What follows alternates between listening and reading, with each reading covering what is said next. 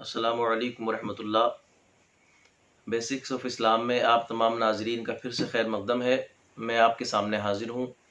اور آج کا جو موضوع سخن ہے وہ نبی کریم صلی اللہ تعالیٰ علیہ وسلم کی پیاری سنت نکاح کے متعلق ہے۔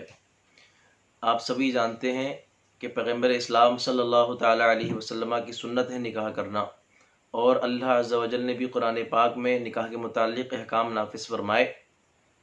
آج جو اس کو موضوع سخن بنایا گیا اس کی بڑی وجہ یہ کہ پوری دنیا جہاں کرونا وائرس سے جھوجی، تو اس کے بعد پوری دنیا کے اندر مختلف ملکوں میں، ہمارے پیارے ملک عزیز ملک ہندوستان میں بھی لاک ڈاؤن کا ماحول رہا، اور اس لاک ڈاؤن کے ماحول میں جن لوگوں کے نکاح، جن لوگوں کی شادیاں طے ہو چکی تھیں، انہوں نے اپنی شادیاں برقرار رکھتے ہوئے ان دنوں میں شادیاں بھی کیں۔ کچھ لوگوں نے رد کر دیں، کچھ لوگوں نے شادیاں کیں، لیکن جن لوگوں نے شادیاں کیں انہوں نے 10-12 لوگوں کے ہمراہ آ کر شادیاں کر لیں، 4-5 لوگوں کے ہمراہ آ کر شادیاں کر لیں، 10-15 لوگوں کے ہمراہ آ کر شادیاں کر لیں۔ تو یہاں پر میرا سوال یہ ہے کہ ابھی لاک ڈاؤن سے پہلے اگر کوئی 10-12 لوگوں کے ساتھ شادی آ کر لیتا تو اس کو ایک عیب سمجھا جا رہا تھا معاشرے میں، جبکہ نبی کریم صلی اللہ تعالیٰ علیہ وسلم نے ارشاد فرمایا کہ نکاح کو اتنا آسان بنا دو کہ زنا مشکل ہو جائے۔ لیکن میں یہ بات بڑے افسوس کے ساتھ، بڑے درد کے ساتھ کہہ رہا ہوں کہ آج ہم نے نکاح کو اتنا مشکل بنا دیا ہے کہ زنا آسان ہو چکا ہے۔ حدیث پر عمل کرنا تو بڑی دور کی بات، ہم حدیث کے پلٹ پر جو اپوزٹ ہے اس پر عمل کرنے لگ گئے،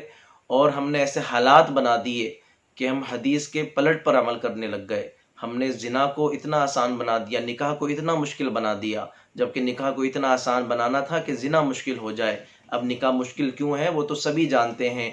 کہ ایک لمبے چوڑے شرائط لڑکے والوں کی طرف سے، ایک لمبی چوڑی شرائط لڑکی والوں کی طرف سے۔ یہاں میں یہ نہیں کہوں گا کہ سارا کا سارا قصور صرف لڑکے والوں کا ہے، یہ بھی نہیں کہوں گا کہ سارا کا سارا قصور لڑکی والوں کا ہے، لیکن آپ جانیے حضور نے یہ جو ارشاد فرمایا کہ نکاح کو آسان بناؤ، کیا یہ نکاح کو آسان بنانا ہے کہ لڑکی کا باپ ادھر ادھر قرضے لیتا پھرے؟ کیا یہ نکاح کو آسان بنانا ہے کہ 500-600 کی فوج لے کر لڑکی والوں کے گھر پر حملہ کرنے کے لیے ہم پہنچ جائیں، اور اس کے بعد وہاں پر ایک ریکوائرمنٹ کی لمبی لسٹ ہو کہ ہمارے اتنے لوگ آ رہے ہیں، معزز مہمان آ رہے ہیں، ہمارے اتنے دوست احباب آ رہے ہیں، تو ان کے کھانے کے بہترین انتظام ہو، ان کے بیٹھنے کے اٹھنے کے بہترین انتظام ہو۔ اب جو صاحب حیثیت ہیں، جو صاحب مال ہیں، ان کے لیے تو یہ مسئلہ مشکل نہیں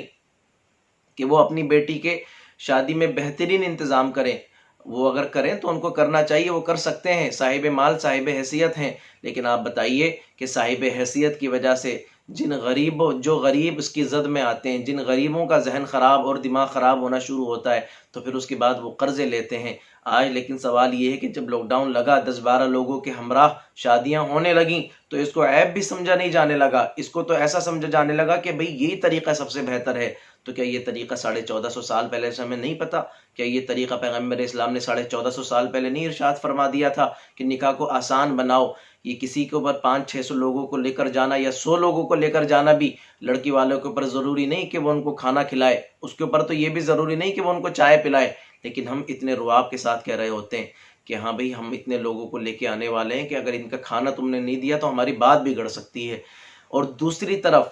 کیونکہ سکے کے ایک پہلو پر نہیں دونوں پہلوؤں پر نظر ہونی چاہیے، دوسری طرف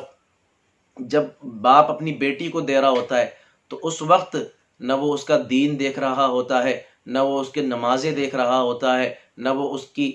اس کا خلوص، اس کا کردار دیکھ رہا ہوتا ہے، بس باپ کی اور گھر والوں کی۔ میں دیکھ رہا ہوں کہ زیادہ تر آج نیتیں اور زیادہ تر نظریہ یہ بن چکا ہے کہ جس کو ہم اپنی بیٹی دے رہے ہیں اس کے پاس ایک اسٹیبل جاب ہونی چاہیے، اس کا بڑھیا بزنس ہونا چاہیے، وہ زمین والا ہونا چاہیے، اگرچہ وہ کتنا بگڑا ہوا ہو، کتنا کردار اس کا خراب ہو، وہ نماز کے قریب ہے کہ نہیں ہے، دیندار ہے کہ نہیں ہے۔ اور ساتھ میں ایک جملہ کہہ دیا جاتا ہے کہ بھئی اگر وہ نمازوں کے قریب نہیں تو کوئی نہیں، اللہ تبارک و تعالیٰ اس کو ہدایت دے گا، وہ نماز پڑھنے لگے گا، دیندار بن جائے گا۔ تو آپ بتائیے کہ اللہ پاک اس پر قادر نہیں ہے کہ اگر کوئی غریب دیندار لڑکا ہے اس کو اگر لڑکی دی جائے تو کیا اللہ پاک کی طاقت یہ نہیں ہے کہ اللہ تعالیٰ اس کو مالدار بنا سکتا ہے؟ یقیناً اللہ تعالیٰ تو ہر شے پر قادر ہے، لیکن ایک طرف تو اللہ پاک کی طاقت کا، اس کی قدرت کے ہم قائل ہیں کہ ہم کسی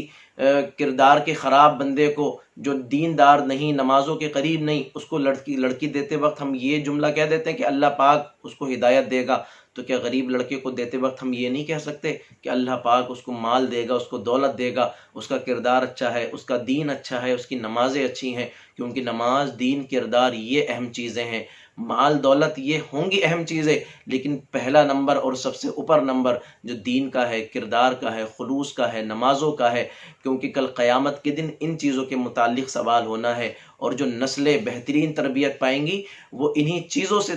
تربیت پائیں گی، دوسری چیزیں نسلوں کی تربیت نہیں کر سکتی۔ تو میرا کہنے کا مقصد یہ کہ جہاں لاک ڈاؤن کے ماحول میں ہم نے شادیوں کو 10-12 لوگوں کی شادیوں کو بے عیب سمجھا، یقیناً یہ 10-12 لوگوں کے ساتھ شادیاں کرنا بے عیب ہی ہے، اس میں کوئی عیب نہیں ہے۔ اگر کوئی کر لے تو محلے والے 4 لوگ روڈوں پر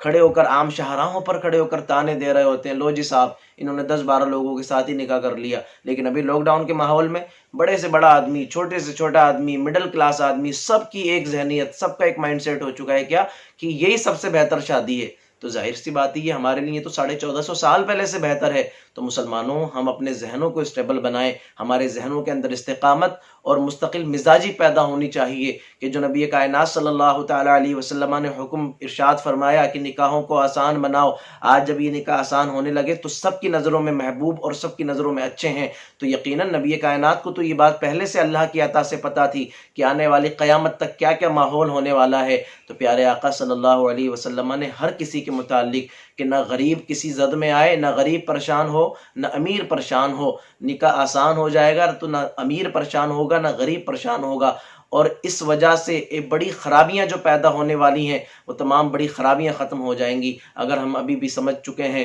تو ہمیں یہ چاہیے کہ آنے والے دوسرے ماحولوں میں جب ماحول ٹھیک ہو جائے اس کے بعد بھی ہم یہی رویہ رکھیں کہ ہم سادے نکاح کریں، سادے نکاح کرنے کے بعد بیٹیوں کو لے کر آئیں، جہیزوں کی ڈیمانڈیں ختم کریں، باپ اپنی مرضی سے اپنی بیٹی کو جو تحفہ دے وہ تحفے الگ مسئلہ ہے، وہ ہدیہ الگ مسئلہ ہے، لیکن ہم اپنی زبانوں سے کہنا ختم کریں، اور یہ باپ اور بیٹیوں کے گھر والوں کا یہ رویہ بھی ختم ہو کہ جب کسی کو بیٹی دیں تو بس اس کے کاروباری معاملات اور اس کے مال کے معاملات دیکھ لیں، اس کا دین دیکھیے، اس کی نمازیں، اس کا کردار، اس کا خلوص دیکھیے، اللہ اور رسول سے کتنا وفادار ہے یہ دیکھیے۔ بس بات کو ختم کر کے میں اللہ پاک سے دعا کر رہا ہوں، اللہ پاک ہمیں صحیح سمجھ کی توفیق عطا کرے، اللہ پاک ہمیں اس پر عمل کی توفیق عطا کرے۔ وآخر دعوانا ان الحمد للہ رب العالمین۔ اللہ حافظ۔